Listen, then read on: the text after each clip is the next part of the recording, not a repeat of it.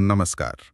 आज हम एक ऐसे शख्सियत पर थोड़ी गहराई से बात करेंगे जिनका नाम डिजिटल दुनिया में, खासकर बिहार और भोजपुरी क्षेत्र में काफ़ी गूंजता है। मणि मिराज।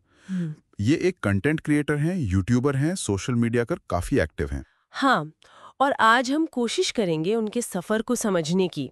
मतलब कैसे वो इतने मशहूर हुए, उनकी पहचान कैसे बनी, और फिर हाल में जो उन पर इतने गंभीर आरोप लगे हैं, जो कानूनी कार्रवाई हुई है, उसको भी समझने की कोशिश करेंगे।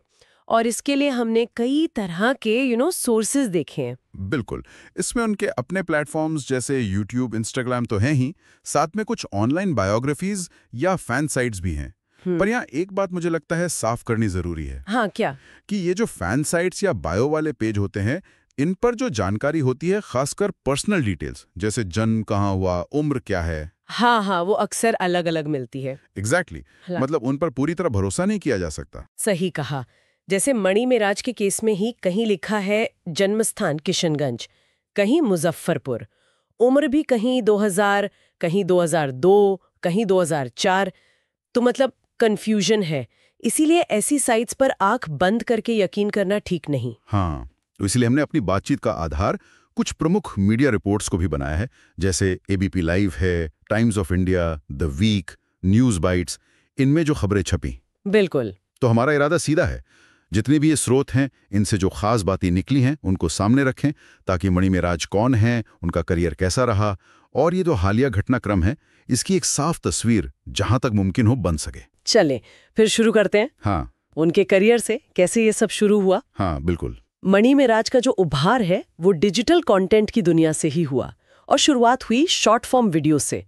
मतलब वो जमाना जब टिकटॉक बहुत चल रहा था, फिर बाद में इंस्टाग्राम रील्स आए। अच्छा, तो उस वेव पर सवार हुए। हाँ, कह सकते हैं। उन्होंने उसी ट्रेंड को पकड़ा और छोटे छोटे वीडियोस बनाने शुरू किए। और ये वीडियोस किस बारे में होते थे, मतलब क्या खास था उनमें? शुरुआत में तो अक्सर कॉमेडी स्केच होते थे या फिर रोजमर्रा की जिंदगी से जुड़े, लेकिन उनमें एक लोकल टच होता था। स्थानीय भाषा, अंदाज, भोजपुरी वाला फ्लेवर। हाँ वही। शायद वही लोगों को क्लिक कर गया। लेकिन जो असली पहचान मिली, जो बड़ी कामयाबी आई, वो आई उनके यूट्यूब चैनल से। हाँ, यूट्यूब पे तो उन्होंने कमाल ही कर दिया। खासकर वो भोजपुरी स्टाइल वाली कॉमेडी वीडियोस, उनके शॉर्ट्स, गाने, और वो छोटी छोटी सीरीज या नाटक जैसे जो बनाते हैं, वो तो बहुत देखे गए हैं। बिल्कुल। कुछ वीडियोस पर तो करोड़ों में व्यूज हैं। ये दिखाता है कि ऑडियंस के साथ उनका कनेक्शन कितना तगड़ा बना। और उनकी कॉमेडी का स्टाइल भी मतलब काफी अलग है। वो ठेठ देहाती या भोजपुरी माहौल। जी, वो किरदारों और सिचुएशंस के जरिए समाज की छोटी छोटी बातों पर, रिश्तों पर, कभी-कभी थोड़ी समस्याओं पर भी मजाकिया ढंग से कमेंट करते थे। और ये कंटेंट उस बड़ी ऑडियंस को सीधा अपील करता था, जो शायद मेन स्ट्रीम मीडिया में उतना रिप्रेजेंटेशन नहीं पाती थी। हाँ, और उनका वही पूरा ग्रुप भी है, उनकी टीम जिनके साथ वो अक्सर दिखते हैं, उनकी केमिस्ट्री भी शायद लोगों को पसंद आती है। हाँ, उनकी टीम के साथ उनकी ट्यूनिंग काफी अच्छी दिखती है वीडियोस में। और देखिए, सिर्फ यूट्यूब नहीं, सोशल मीडिया पर भी पकड़ मजबूत है। आपने जैसे बताया, इंस्टाग्राम पर लाखों फॉलोअर्स हैं। रिपोर्ट्स कहती हैं करीब 7 मिलियन, मतलब 70 लाख के आसपास। हालांकि ये आंकड़े तो बदलते रहते हैं। बिल्कुल, लेकिन ये नंबर दिखाता है कि उनकी पहुंच कितनी ज्यादा है। पर एक बात थोड़ी अजीब लगती है, इतनी बड़ी ऑनलाइन प्रेजेंस है, लेकिन उनके पर्सनल बैकग्राउंड के बारे में, मतलब परिवार, शुरुआती जिंदगी, इसके बारे में पुख्ता जानकारी पब्लिक डोमेन में बहुत कम है। कोई ऑफिशियल बायो वगैरह आसानी से मिलती ही नहीं। हाँ, ये बात तो है। हालांकि उन्होंने खुद कभी-कभी सोशल मीडिया पर थोड़ा बहुत जिक्र किया है अपने स्ट्रगल्स का। जैसे सुनने में आया है कि कैसे उन्होंने छोटे-मोटे काम से शुरुआत की, शायद कोई नौकरी या सेल्स जैसा कुछ। अच्छा। हाँ, और फिर धीरे-धीरे कंटेंट क्रिएशन में आए और स्टारडम तक पहुंचे। ये रैग्स टू रिचेस वाली कहानी है, जो लोगों को इंस्पायर भी करती है। हाँ, करती तो है। और यही बात सोचने वाली है कि आज के टाइम में, जहां हर जानकारी बस एक क्लिक दूर लगती है, कोई इंसान इतनी कम पब्लिक पर्सनल इन्फॉर्मेशन के साथ इतना बड़ा ऑनलाइन फिगर कैसे बन सकता है। ये डिजिटल फेम की अपनी एक, क्या कहते हैं, पहेली सी है। शायद उनके कंटेंट में ही इतनी ताकत है कि पर्सनल लाइफ पीछे रह जाती है। शायद। पर अब कहानी में एक बहुत बड़ा और दुखद मोड़ आया है। शोहरत के साथ साथ अब वो एक गंभीर विवाद में घिर गए हैं।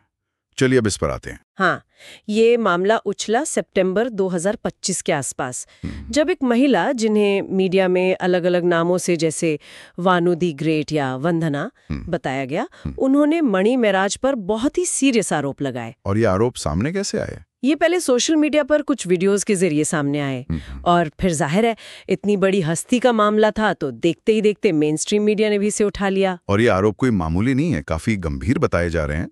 क्या क्या शामिल है इनमें? आरोपों की लिस्ट काफी लंबी और बहुत गंभीर है। जो मुख्य आरोप है उनमें एक तो है धोखे से संबंध बनाना। महिला का कहना है कि मणि मेराज ने ये बात छुपाई कि वो पहले से शादीशुदा हैं। अच्छा। इसके अलावा नशीला पदार्थ देकर मतलब ड्रग्ड करके रेप करने का आरोप है और साथ ही जबरन धर्म परिवर्तन कराने की कोशिश का भी इल्जाम है। ये सब बहुत ही संगीन आरोप हैं। जाहिर है इतने गंभीर आरोपों के बाद कानूनी कार्रवाई तो होनी थी, हुई भी। बिल्कुल। जो मीडिया रिपोर्ट्स हैं जैसे ABP live, times of India, उनके मुताबिक महिला की शिकायत पर उत्तर प्रदेश के खोड़ा पुलिस स्टेशन में एफआईआर दर्ज की गई। एफआईआर यानी फर्स्ट इन्फॉर्मेशन रिपोर्ट, जो पुलिस के पास पहली शिकायत होती है किसी भी क्रिमिनल केस की जांच के लिए। और एफआईआर दर्ज होने के बाद? एफआईआर के बाद मामला और गंभीर हो गया। यूपी पुलिस ने एक्शन लिया और मणि मेराज को बिहार की राजधानी पटना के अनीसाबाद इलाके से गिरफ्तार कर लिया। पटना से गिरफ्तारी हुई? जी हाँ। उनकी गिरफ्तारी की खबर और डिटेल्स फिर कई बड़े न्यूज पोर्टल्स पर आए और इस गिरफ्तारी ने मामले की गंभीरता को और ज्यादा हाईलाइट कर दिया। हाँ, गिरफ्तारी तो बहुत बड़ा स्टेप होता है किसी भी केस में। अब सवाल ये है कि इन आरोपों पर, इस गिरफ्तारी पर मणि मेराज का क्या कहना है? उनका कोई पक्ष सामने आया है क्या? देखिए, जो शुरुआती मीडिया रिपोर्ट्स थी उनके आधार पर यह पता चला कि मणि मेराज ने कुछ आरोपों को नकारा है। खास तौर पर वो जो शादी छुपाने वाला आरोप है उस पर उनका एक कथित बयान आया कि ये कैसे विवाह हो सकता है। उनका ये भी कहना था, ऐसा रिपोर्ट्स में कहा गया कि जो भी रिश्ता था वो आपसी सहमति या स्नेह पर आधारित था, उसमें कोई क्रिमिनल इंटेंट या धोखा नहीं था। लेकिन ये तो शायद शुरुआती रिएक्शंस होंगे, है ना? मतलब गिरफ्तारी से पहले या फौरन बाद के? कानूनी प्रक्रिया तो ठीक से शुरू हुई है। हाँ बिल्कुल, ये समझना बहुत जरूरी है कि ये शायद उनकी शुरुआती बयान है जो मीडिया में रिपोर्ट हुए। उनका ऑफिशियल डिटेल्ड कानूनी पक्ष तो अब सामने आएगा जब केस कोर्ट में चलेगा, जब वो अपना डिफेंस पेश करेंगे, पुलिस की जांच पूरी होगी, फिर चार्जशीट फाइल होती है या नहीं, बेल मिलती है या नहीं, ये सब लीगल प्रोसेस का हिस्सा है। इसी से धीरे धीरे स्थिति साफ होगी। और इस सब के बीच सोशल मीडिया पर क्या माहौल है? जाहिर है इतने बड़े इन्फ्लुएंसर का मामला है तो खूब बातें हो रही होंगी। अरे बहुत ज्यादा। सोशल मीडिया पर तो जैसे एक तरह का तूफान ही आ गया है। लोग बटे हुए हैं। एक तरफ मणि मेराज के फैंस हैं जो उनके सपोर्ट में लिख रहे हैं, दूसरी तरफ बहुत से लोग आरोपों की गंभीरता को देखते हुए महिला के लिए सहानुभूति जता रहे हैं और निष्पक्ष जांच की मांग कर रहे हैं। और वो ऑडियो क्लिप्स, वीडियोस का भी जिक्र आ रहा है। हाँ, कई तरह के audio clips, videos, screenshots viral हो रहे हैं। अलग अलग दावे किए जा रहे हैं दोनों तरफ से। और यहीं पर शायद सबसे ज्यादा सावधानी की जरूरत है ना। ये जो वायरल चीजें हैं, इनकी सच्चाई क्या है? कौन वेरीफाई कर रहे हैं? ये बहुत ही अहम पॉइंट है।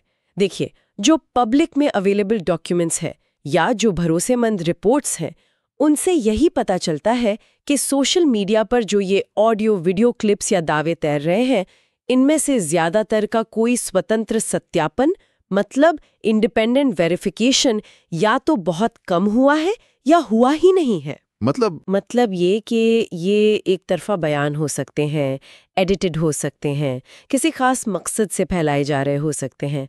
तो इन पर पूरी तरह से भरोसा करके कोई भी राय बना लेना काफी रिस्की हो सकता है।